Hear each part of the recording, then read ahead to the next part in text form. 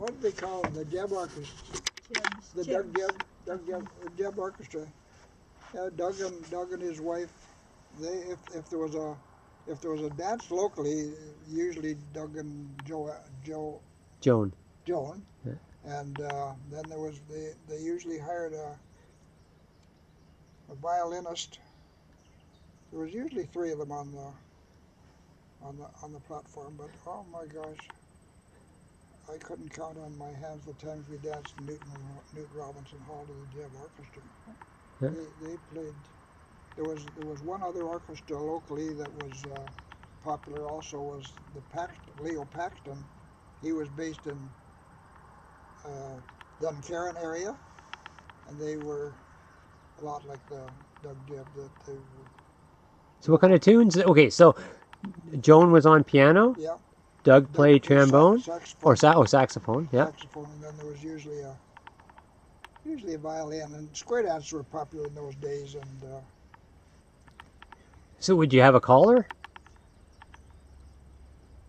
there would usually be a caller in the crowd. He wasn't actually part of the band, but there would be a caller that was. Can't think of who the caller would be. But I the hall would always be full. can't think of.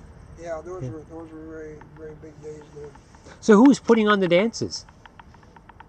Was it just Doug Jebb, or was there Women's Institute, or the Orange Hall, or some other local organization? And those sorts of dances were just major community entertainment. Was a good dance to a local orchestra. And was it a Friday night or a Saturday night, or? Probably usually a Saturday. Yeah.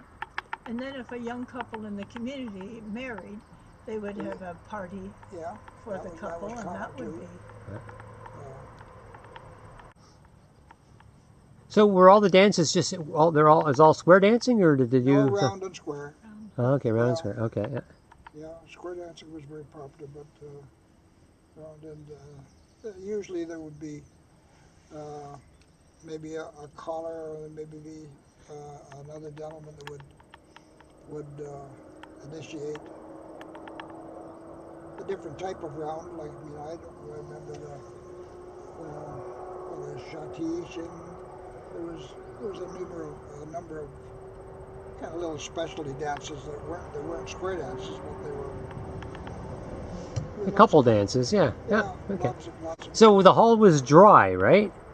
Oh yeah, absolutely. Absolutely. Yeah. Never been anything else. That's right. But was there any drinking going on in the cemetery? Might have been out in the cemetery. Could be. Well, you know nothing about that? I didn't know, because we weren't part of that party.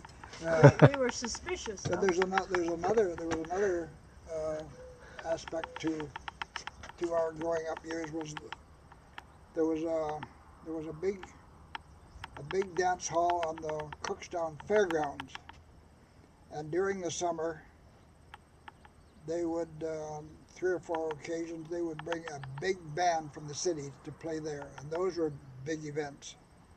It was like dancing at the Palais Royal or the Castle Loma. Castle. Actually, it was at Naomi and